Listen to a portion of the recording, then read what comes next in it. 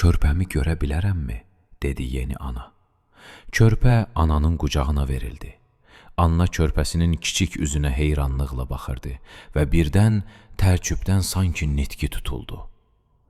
Ananın və körpəsini seyr edən həkim sürətlə arxasını dondu və şüşədən baxmağa başladı.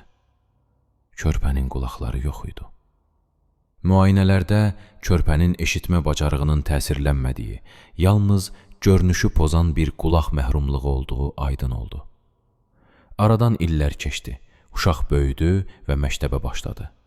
Bir gün məktəb dönüşü evə qaçaraq gəldi və özünü anasının qollarına atdı. Hıçqırırdı. Bu onun yaşadığı ilk böyük xəyal qırıqlığı idi. Ağlayaraq, böyük bir uşaq mənə əcaib dedi. Kiçik uşaq bu qədərsizliyi ilə böyüdü. Yoldaşları tərəfindən sevilirdi və olduqca da müvəffəqiyyətli bir şagird idi. Sinif başçısı belə ola bilərdi, əgər insanların arasına qarışmış olsaydı.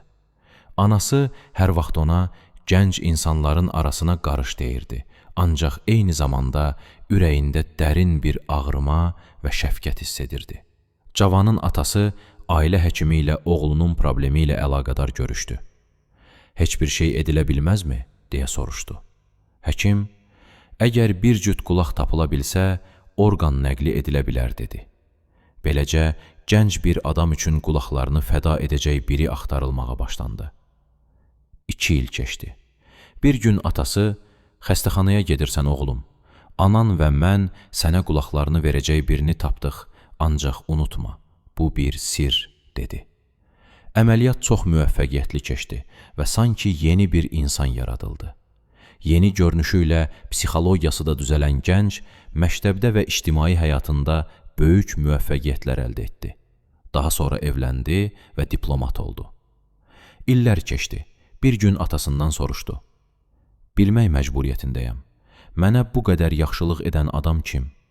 Mən o insan üçün heç bir şey edə bilmədim. Bir şey edə biləcəyini sanmıram, dedi atası. Lakin razılaşmaq qəti.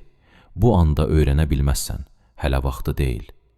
Bu dərin sir illər boyunca gizləndi. Ancaq bu sirrin bir gün ortaya çıxma zamanı gəldi. Həyatının ən qaranlıq günlərindən birində anasının cənazəsi başında atası ilə birlikdə gözləyirdi.